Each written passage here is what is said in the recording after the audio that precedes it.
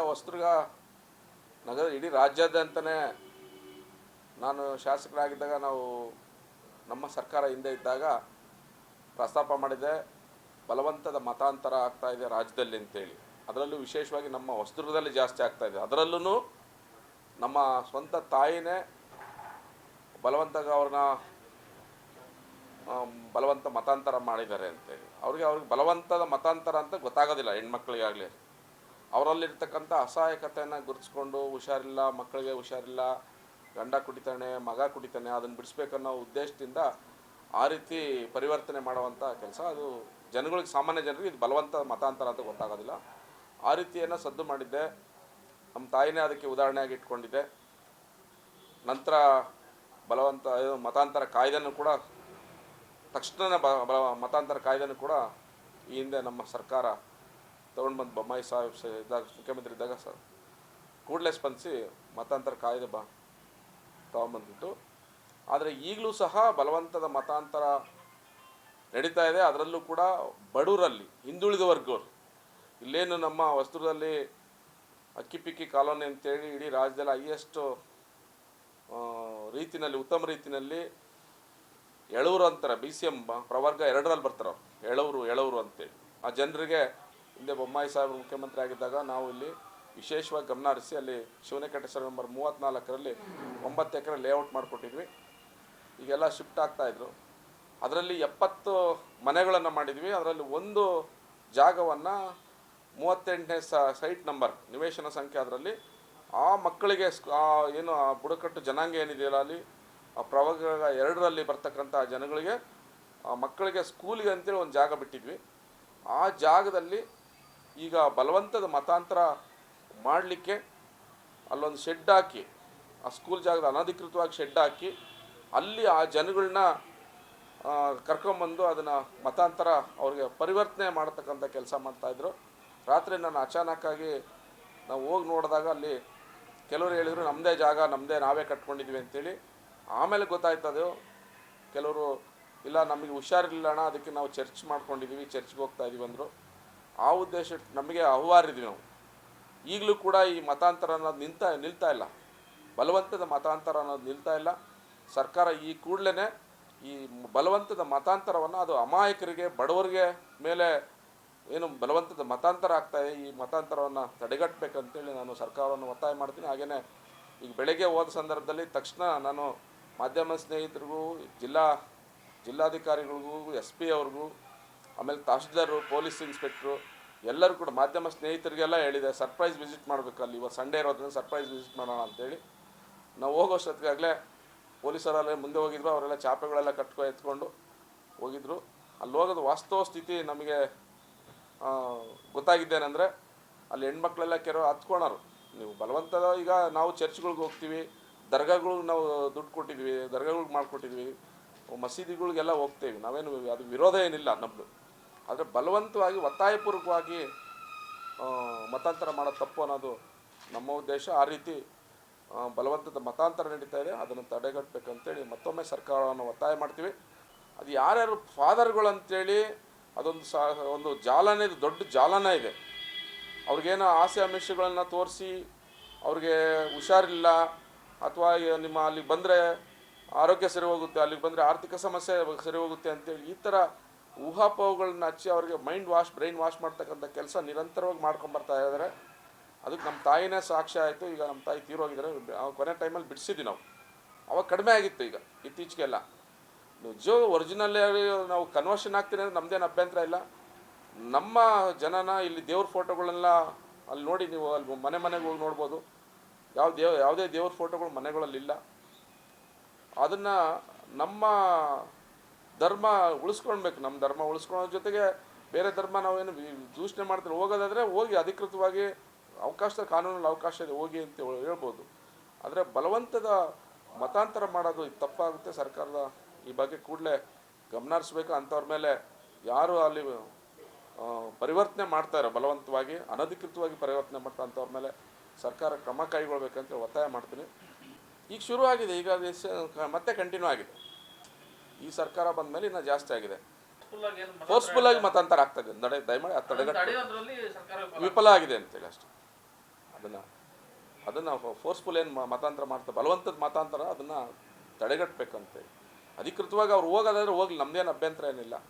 Forceful ಏನಾಗ್ತದೆ ಅದು ಸರಿ ಇಲ್ಲ, ಅದು ಸರಿ ಅಲ್ಲ ಅನ್ನೋದು. ಅಂಥವ್ರ ಮೇಲೆ ಈಗೇನು ಕಾಯ್ದೆ ಬಂದಿದೆ, ಇನ್ನೂ ಆ ಕಾಯ್ದೆಗೆ ಇನ್ನಷ್ಟು ಬಲ ತುಂಬಿ ಅಂಥವ್ರನ್ನ ಕೇಸ್ ಹಾಕಿ ಅಂಥವ್ರ ಮೇಲೆ ಕ್ರಮ ಕೈಗೊಳ್ಳಬೇಕು.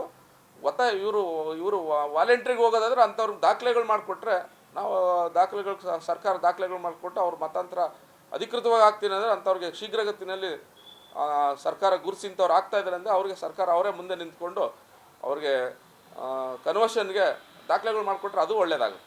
ಅಥವಾ ಎಲ್ಲೂ ಇಲ್ದಂಗೆ ಇಲ್ಲಿ ಬಲವಂತವಾಗಿ ಜನಗಳನ್ನ ಬ್ರೈನ್ ವಾಶ್ ಮಾಡ್ತಕ್ಕಂಥ, ಅದು ಬಡವ್ರನ್ನ, ಹಿಂದುಳಿದ ವರ್ಗವರು, ದಲಿತರು, ಈಗ ನೋಡಿದ್ರೆ ಇಲ್ಲಿ ಹಿಂದುಳಿದ ವರ್ಗರು ಎಲ್ಲ ಎಳವರು ಅಂತಾರೆ, ಅವ್ರನ್ನ ಬಲವಂತ ಮತಾಂತರ ಮಾಡೋದು ತಪ್ಪು. ಸರ್ಕಾರ ಈ ಬಗ್ಗೆ ಕೂಡಲೇ ಕ್ರಮ ಕೈಗೊಳ್ಳಬೇಕು. ಈ ಒತ್ತಾಯಪೂರ್ವಕ ಬಲವಂತ ಮತಾಂತರ ಏನು ನಡೀತಾ ಇದೆ, ಇದನ್ನು ನಮ್ಮ ತಾಲೂಕಲ್ಲಿ ಜಾಸ್ತಿ ಆಗ್ತಾಯಿದೆ ಅಂತ ಹೇಳ್ತಾ ಇದ್ದೀನಿ. ಇಡೀ ರಾಜ್ಯದಲ್ಲೂ ಕೂಡ ಇನ್ನೂ ನಿರಂತರವಾಗಿ ಜಾಸ್ತಿ ಆಗ್ತಾಯಿದೆ. ದಯಮಾಡಿ ತಡೆಗಟ್ಟಬೇಕಂತೇಳಿ ಸರ್ಕಾರವನ್ನು ಒತ್ತಾಯ ಮಾಡಿ. ಏನಿಲ್ಲ, ಹೊಸದುರ್ಗ ನಗರ ಇಡೀ ರಾಜ್ಯಾದ್ಯಂತನೇ ನಾನು ಶಾಸಕರಾಗಿದ್ದಾಗ ನಮ್ಮ ಸರ್ಕಾರ ಹಿಂದೆ ಇದ್ದಾಗ ಪ್ರಸ್ತಾಪ ಮಾಡಿದೆ, ಬಲವಂತದ ಮತಾಂತರ ಆಗ್ತಾಯಿದೆ ರಾಜ್ಯದಲ್ಲಿ ಅಂತೇಳಿ. ಅದರಲ್ಲೂ ವಿಶೇಷವಾಗಿ ನಮ್ಮ ಹೊಸದುರ್ಗದಲ್ಲಿ ಜಾಸ್ತಿ ಆಗ್ತಾಯಿದೆ. ಅದರಲ್ಲೂ ನಮ್ಮ ಸ್ವಂತ ತಾಯಿನೇ ಅವ್ರನ್ನ ಬಲವಂತ ಮತಾಂತರ ಮಾಡಿದ್ದಾರೆ ಅಂತೇಳಿ. ಅವ್ರಿಗೆ ಬಲವಂತದ ಮತಾಂತರ ಅಂತ ಗೊತ್ತಾಗೋದಿಲ್ಲ ಹೆಣ್ಮಕ್ಳಿಗಾಗಲಿ. ಅವರಲ್ಲಿರ್ತಕ್ಕಂಥ ಅಸಹಾಯಕತೆಯನ್ನು ಗುರುತಿಸ್ಕೊಂಡು ಹುಷಾರಿಲ್ಲ, ಮಕ್ಕಳಿಗೆ ಹುಷಾರಿಲ್ಲ, ಗಂಡ ಕುಡಿತಾನೆ, ಮಗ ಕುಡಿತಾನೆ, ಅದನ್ನು ಬಿಡಿಸ್ಬೇಕನ್ನೋ ಉದ್ದೇಶದಿಂದ ಆ ರೀತಿ ಪರಿವರ್ತನೆ ಮಾಡುವಂಥ ಕೆಲಸ. ಅದು ಜನಗಳಿಗೆ, ಸಾಮಾನ್ಯ ಜನರಿಗೆ ಇದು ಬಲವಂತ ಮತಾಂತರ ಅಂತ ಗೊತ್ತಾಗೋದಿಲ್ಲ. ಆ ರೀತಿಯನ್ನು ಸದ್ದು ಮಾಡಿದ್ದೆ. ನಮ್ಮ ತಾಯಿನೇ ಅದಕ್ಕೆ ಉದಾಹರಣೆಯಾಗಿ ಇಟ್ಕೊಂಡಿದ್ದೆ. ನಂತರ ಬಲವಂತ ಮತಾಂತರ ಕಾಯ್ದೆನೂ ಕೂಡ ತಕ್ಷಣ ಮತಾಂತರ ಕಾಯ್ದೆನೂ ಕೂಡ ಈ ಹಿಂದೆ ನಮ್ಮ ಸರ್ಕಾರ ತೊಗೊಂಡು ಬಂದು ಬೊಮ್ಮಾಯಿ ಸಾಹೇಬ್ ಇದ್ದಾಗ ಮುಖ್ಯಮಂತ್ರಿ ಇದ್ದಾಗ ಕೂಡಲೇ ಸ್ಪಂದಿಸಿ ಮತಾಂತರ ಕಾಯ್ದೆ ತೊಗೊಂಬಂದ್ಬಿಟ್ಟು. ಆದರೆ ಈಗಲೂ ಸಹ ಬಲವಂತದ ಮತಾಂತರ ನಡೀತಾ ಇದೆ. ಅದರಲ್ಲೂ ಕೂಡ ಬಡವರಲ್ಲಿ, ಹಿಂದುಳಿದ ವರ್ಗವರು. ಇಲ್ಲೇನು ನಮ್ಮ ಹೊಸದುರ್ಗದಲ್ಲಿ ಅಕ್ಕಿಪಿಕ್ಕಿ ಕಾಲೋನಿ ಅಂತೇಳಿ ಇಡೀ ರಾಜ್ಯದಲ್ಲಿ ಹೈಯೆಸ್ಟ್ ರೀತಿಯಲ್ಲಿ, ಉತ್ತಮ ರೀತಿಯಲ್ಲಿ ಎಳವರು ಅಂತಾರೆ, BCM ಪ್ರವರ್ಗ 2ರಲ್ಲಿ ಬರ್ತಾರೆ ಅವ್ರು, ಎಳವರು ಅಂತೇಳಿ. ಆ ಜನರಿಗೆ ಹಿಂದೆ ಬೊಮ್ಮಾಯಿ ಸಾಹೇಬರು ಮುಖ್ಯಮಂತ್ರಿ ಆಗಿದ್ದಾಗ ನಾವು ಇಲ್ಲಿ ವಿಶೇಷವಾಗಿ ಗಮನ ಹರಿಸಿ ಅಲ್ಲಿ ಶಿವನಕಟ್ಟೆ ಸರ್ವೆ ನಂಬರ್ 34ರಲ್ಲಿ 9 ಎಕರೆ ಲೇಔಟ್ ಮಾಡಿಕೊಟ್ಟಿದ್ವಿ. ಈಗೆಲ್ಲ ಶಿಫ್ಟ್ ಆಗ್ತಾಯಿದ್ರು. ಅದರಲ್ಲಿ 70 ಮನೆಗಳನ್ನು ಮಾಡಿದ್ವಿ. ಅದರಲ್ಲಿ ಒಂದು ಜಾಗವನ್ನು 38ನೇ ಸೈಟ್ ನಂಬರ್ ನಿವೇಶನ ಸಂಖ್ಯೆ, ಅದರಲ್ಲಿ ಆ ಮಕ್ಕಳಿಗೆ ಏನು ಆ ಬುಡಕಟ್ಟು ಜನಾಂಗ ಏನಿದೆಯಲ್ಲ ಅಲ್ಲಿ ಆ ಪ್ರವರ್ಗ 2ರಲ್ಲಿ ಬರ್ತಕ್ಕಂಥ ಜನಗಳಿಗೆ, ಆ ಮಕ್ಕಳಿಗೆ ಸ್ಕೂಲಿಗೆ ಅಂತೇಳಿ ಒಂದು ಜಾಗ ಬಿಟ್ಟಿದ್ವಿ. ಆ ಜಾಗದಲ್ಲಿ ಈಗ ಬಲವಂತದ ಮತಾಂತರ ಮಾಡಲಿಕ್ಕೆ ಅಲ್ಲೊಂದು ಶೆಡ್ ಹಾಕಿ, ಆ ಸ್ಕೂಲ್ ಜಾಗದ ಅನಧಿಕೃತವಾಗಿ ಶೆಡ್ ಹಾಕಿ ಅಲ್ಲಿ ಆ ಜನಗಳನ್ನ ಕರ್ಕೊಂಬಂದು ಅದನ್ನು ಮತಾಂತರ ಅವ್ರಿಗೆ ಪರಿವರ್ತನೆ ಮಾಡತಕ್ಕಂಥ ಕೆಲಸ ಮಾಡ್ತಾಯಿದ್ರು. ರಾತ್ರಿ ನಾನು ಅಚಾನಕ್ಕಾಗಿ ನಾವು ಹೋಗಿ ನೋಡಿದಾಗ ಅಲ್ಲಿ ಕೆಲವರು ಹೇಳಿದರು ನಮ್ಮದೇ ಜಾಗ, ನಾವೇ ಕಟ್ಕೊಂಡಿದ್ವಿ ಅಂತೇಳಿ. ಆಮೇಲೆ ಗೊತ್ತಾಯ್ತದು, ಕೆಲವರು ಇಲ್ಲ ನಮಗೆ ಹುಷಾರಿಲ್ಲ ಅಣ್ಣ, ಅದಕ್ಕೆ ನಾವು ಚರ್ಚ್ ಮಾಡ್ಕೊಂಡಿದ್ದೀವಿ, ಚರ್ಚ್ಗೆ ಹೋಗ್ತಾ ಇದ್ದೀವಿ ಅಂದರು. ಆ ಉದ್ದೇಶ ನಮಗೆ ಅಹವಾರಿದ್ವಿ ನಾವು. ಈಗಲೂ ಕೂಡ ಈ ಮತಾಂತರ ಅನ್ನೋದು ನಿಲ್ತಾ ಇಲ್ಲ, ಬಲವಂತದ ಮತಾಂತರ ಅನ್ನೋದು ನಿಲ್ತಾ ಇಲ್ಲ. ಸರ್ಕಾರ ಈ ಕೂಡಲೇ ಈ ಬಲವಂತದ ಮತಾಂತರವನ್ನು, ಅದು ಅಮಾಯಕರಿಗೆ, ಬಡವರಿಗೆ ಮೇಲೆ ಏನು ಬಲವಂತದ ಮತಾಂತರ ಆಗ್ತಾಯಿದೆ, ಈ ಮತಾಂತರವನ್ನು ತಡೆಗಟ್ಟಬೇಕಂತೇಳಿ ನಾನು ಸರ್ಕಾರವನ್ನು ಒತ್ತಾಯ ಮಾಡ್ತೀನಿ. ಹಾಗೆಯೇ ಈಗ ಬೆಳಗ್ಗೆ ಹೋದ ಸಂದರ್ಭದಲ್ಲಿ ತಕ್ಷಣ ನಾನು ಮಾಧ್ಯಮ ಸ್ನೇಹಿತರಿಗೂ, ಜಿಲ್ಲಾಧಿಕಾರಿಗಳಿಗೂ, SP ಅವ್ರಿಗೂ, ಆಮೇಲೆ ತಹಶೀಲ್ದಾರರು, ಪೊಲೀಸ್ ಇನ್ಸ್ಪೆಕ್ಟ್ರು ಎಲ್ಲರೂ ಕೂಡ ಮಾಧ್ಯಮ ಸ್ನೇಹಿತರಿಗೆಲ್ಲ ಹೇಳಿದೆ, ಸರ್ಪ್ರೈಸ್ ವಿಸಿಟ್ ಮಾಡಬೇಕು ಅಲ್ಲಿ, ಇವತ್ತು ಸಂಡೇ ಇರೋದ್ರಿಂದ ಸರ್ಪ್ರೈಸ್ ವಿಸಿಟ್ ಮಾಡೋಣ ಅಂತೇಳಿ. ನಾವು ಹೋಗೋಷ್ಟೊತ್ತಿಗಾಗಲೇ ಪೊಲೀಸರಲ್ಲೇ ಮುಂದೆ ಹೋಗಿದ್ರು. ಅವರೆಲ್ಲ ಚಾಪೆಗಳೆಲ್ಲ ಎತ್ಕೊಂಡು ಹೋಗಿದ್ರು. ಅಲ್ಲಿ ಹೋಗೋದು ವಾಸ್ತವ ಸ್ಥಿತಿ ನಮಗೆ ಗೊತ್ತಾಗಿದ್ದೇನೆಂದರೆ, ಅಲ್ಲಿ ಹೆಣ್ಮಕ್ಳೆಲ್ಲ ಕೆಲವರು ಹತ್ಕೊಳೋರು. ನೀವು ಬಲವಂತದ, ಈಗ ನಾವು ಚರ್ಚ್ಗಳಿಗೆ ಹೋಗ್ತೀವಿ, ದರ್ಗಾಗಳಿಗೆ ನಾವು ದುಡ್ಡು ಕೊಟ್ಟಿದ್ವಿ, ದರ್ಗಾಗಳಿಗೆ ಮಾಡಿಕೊಟ್ಟಿದ್ವಿ, ಮಸೀದಿಗಳಿಗೆಲ್ಲ ಹೋಗ್ತೇವೆ, ನಾವೇನು ಅದು ವಿರೋಧ ಏನಿಲ್ಲ ನಮ್ಮದು.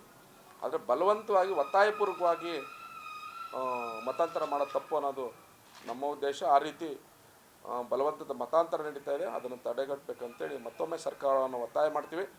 ಅದು ಯಾರ್ಯಾರು ಫಾದರ್ಗಳು ಅಂತೇಳಿ ಅದೊಂದು ಒಂದು ಜಾಲನೇ, ದೊಡ್ಡ ಜಾಲನೇ ಇದೆ. ಅವ್ರಿಗೇನೋ ಆಸೆ ಆಮಿಷಗಳನ್ನು ತೋರಿಸಿ ಅವ್ರಿಗೆ ಹುಷಾರಿಲ್ಲ ಅಥವಾ ನಿಮ್ಮ ಅಲ್ಲಿಗೆ ಬಂದರೆ ಆರೋಗ್ಯ ಸರಿ ಹೋಗುತ್ತೆ, ಅಲ್ಲಿಗೆ ಬಂದರೆ ಆರ್ಥಿಕ ಸಮಸ್ಯೆ ಸರಿ ಹೋಗುತ್ತೆ ಅಂತೇಳಿ ಈ ಥರ ಊಹಾಪೋಹಗಳನ್ನ ಹಚ್ಚಿ ಅವ್ರಿಗೆ ಬ್ರೈನ್ ವಾಶ್ ಮಾಡ್ತಕ್ಕಂಥ ಕೆಲಸ ನಿರಂತರವಾಗಿ ಮಾಡ್ಕೊಂಬರ್ತಾ ಇದ್ದಾರೆ. ಅದಕ್ಕೆ ನಮ್ಮ ತಾಯಿನೇ ಸಾಕ್ಷ್ಯ ಆಯಿತು. ಈಗ ನಮ್ಮ ತಾಯಿ ತೀರೋಗಿದ್ದಾರೆ. ಕೊನೆ ಟೈಮಲ್ಲಿ ಬಿಡಿಸಿದ್ವಿ ನಾವು. ಅವಾಗ ಕಡಿಮೆ ಆಗಿತ್ತು. ಈಗ ಇತ್ತೀಚೆಗೆಲ್ಲ ನಿಜ ಒರಿಜಿನಲ್ ನಾವು ಕನ್ವರ್ಷನ್ ಆಗ್ತೀನಿ ಅಂದರೆ ನಮ್ಮದೇನು ಅಭ್ಯಂತರ ಇಲ್ಲ. ನಮ್ಮ ಜನನ ಇಲ್ಲಿ ದೇವ್ರ ಫೋಟೋಗಳೆಲ್ಲ ಅಲ್ಲಿ ನೋಡಿ, ನೀವು ಅಲ್ಲಿ ಮನೆಗೆ ಹೋಗಿ ನೋಡ್ಬೋದು. ಯಾವುದೇ ದೇವ್ರ ಫೋಟೋಗಳು ಮನೆಗಳಲ್ಲಿಲ್ಲ. ಅದನ್ನು ನಮ್ಮ ಧರ್ಮ ಉಳಿಸ್ಕೊಳ್ಬೇಕು. ನಮ್ಮ ಧರ್ಮ ಉಳಿಸ್ಕೊಳ್ಳೋ ಜೊತೆಗೆ ಬೇರೆ ಧರ್ಮ ನಾವೇನು ದೂಷಣೆ ಮಾಡ್ತಾರೆ. ಹೋಗೋದಾದರೆ ಹೋಗಿ ಅಧಿಕೃತವಾಗಿ ಕಾನೂನಲ್ಲಿ ಅವಕಾಶ ಇದೆ, ಹೋಗಿ ಅಂತ ಹೇಳ್ಬೋದು. ಆದರೆ ಬಲವಂತದ ಮತಾಂತರ ಮಾಡೋದು ಇದು ತಪ್ಪಾಗುತ್ತೆ. ಸರ್ಕಾರದ ಈ ಬಗ್ಗೆ ಕೂಡಲೇ ಗಮನ ಹರಿಸ್ಬೇಕು. ಅಂಥವ್ರ ಮೇಲೆ ಯಾರು ಅಲ್ಲಿ ಪರಿವರ್ತನೆ ಮಾಡ್ತಾರೆ, ಬಲವಂತವಾಗಿ ಅನಧಿಕೃತವಾಗಿ ಪರಿವರ್ತನೆ ಮಾಡ್ತಾರೆ, ಅಂಥವ್ರ ಮೇಲೆ ಸರ್ಕಾರ ಕ್ರಮ ಕೈಗೊಳ್ಬೇಕಂತ ಒತ್ತಾಯ ಮಾಡ್ತೀನಿ. ಈಗ ಶುರುವಾಗಿದೆ, ಈಗ ಮತ್ತೆ ಕಂಟಿನ್ಯೂ ಆಗಿದೆ. ಈ ಸರ್ಕಾರ ಬಂದ ಮೇಲೆ ಇನ್ನೂ ಜಾಸ್ತಿ ಆಗಿದೆ. ಫೋರ್ಸ್ಫುಲ್ಲಾಗಿ ಮತಾಂತರ ಆಗ್ತದೆ. ದಯಮಾಡಿ ಅದು ತಡೆಗಟ್ಟ ವಿಫಲ ಆಗಿದೆ ಅಂತೇಳಿ ಅಷ್ಟೇ. ಅದನ್ನು ಫೋರ್ಸ್ಫುಲ್ ಏನು ಮತಾಂತರ ಮಾಡ್ತಾರೆ, ಬಲವಂತದ ಮತಾಂತರ, ಅದನ್ನು ತಡೆಗಟ್ಟಬೇಕಂತೇಳಿ. ಅಧಿಕೃತವಾಗಿ ಅವ್ರು ಹೋಗೋದಾದ್ರೆ ಹೋಗ್ಲಿ, ನಮ್ಮದೇನು ಅಭ್ಯಂತರ ಏನಿಲ್ಲ. ಫೋರ್ಸ್ಫುಲ್ ಏನಾಗ್ತದೆ ಅದು ಸರಿ ಇಲ್ಲ, ಅದು ಸರಿ ಅಲ್ಲ ಅನ್ನೋದು. ಅಂಥವ್ರ ಮೇಲೆ ಈಗೇನು ಕಾಯ್ದೆ ಬಂದಿದೆ, ಇನ್ನೂ ಆ ಕಾಯ್ದೆಗೆ ಇನ್ನಷ್ಟು ಬಲ ತುಂಬಿ ಅಂಥವ್ರನ್ನ ಕೇಸ್ ಹಾಕಿ ಅಂಥವ್ರ ಮೇಲೆ ಕ್ರಮ ಕೈಗೊಳ್ಬೇಕು. ಇವರು ವಾಲಂಟ್ರಿಗೆ ಹೋಗೋದಾದ್ರೆ ಅಂಥವ್ರಿಗೆ ದಾಖಲೆಗಳು ಮಾಡಿಕೊಟ್ರೆ, ನಾವು ಸರ್ಕಾರ ದಾಖಲೆಗಳು ಮಾಡಿಕೊಟ್ಟು ಅವ್ರ ಮತಾಂತರ ಅಧಿಕೃತವಾಗಿ ಆಗ್ತೀನಿ ಅಂದರೆ ಅಂಥವ್ರಿಗೆ ಶೀಘ್ರಗತಿನಲ್ಲಿ ಸರ್ಕಾರ ಗುರುಸಿಂಥವ್ರು ಆಗ್ತಾಯಿದ್ದಾರೆ ಅಂದರೆ ಅವ್ರಿಗೆ ಸರ್ಕಾರ ಅವರೇ ಮುಂದೆ ನಿಂತ್ಕೊಂಡು ಅವ್ರಿಗೆ ಕನ್ವರ್ಷನ್ಗೆ ದಾಖಲೆಗಳು ಮಾಡಿಕೊಟ್ರೆ ಅದು ಒಳ್ಳೆಯದಾಗುತ್ತೆ. ಅಥವಾ ಅಲ್ಲೂ ಇಲ್ದಂಗೆ ಇಲ್ಲಿ ಬಲವಂತವಾಗಿ ಜನಗಳನ್ನ ಬ್ರೈನ್ ವಾಶ್ ಮಾಡ್ತಕ್ಕಂಥ, ಅದು ಬಡವ್ರನ್ನ, ಹಿಂದುಳಿದ ವರ್ಗವರು, ದಲಿತರು, ಈಗ ನೋಡಿದ್ರೆ ಇಲ್ಲಿ ಹಿಂದುಳಿದ ವರ್ಗರು ಎಲ್ಲ ಎಳವರು ಅಂತಾರೆ, ಅವ್ರನ್ನ ಬಲವಂತ ಮತಾಂತರ ಮಾಡೋದು ತಪ್ಪು.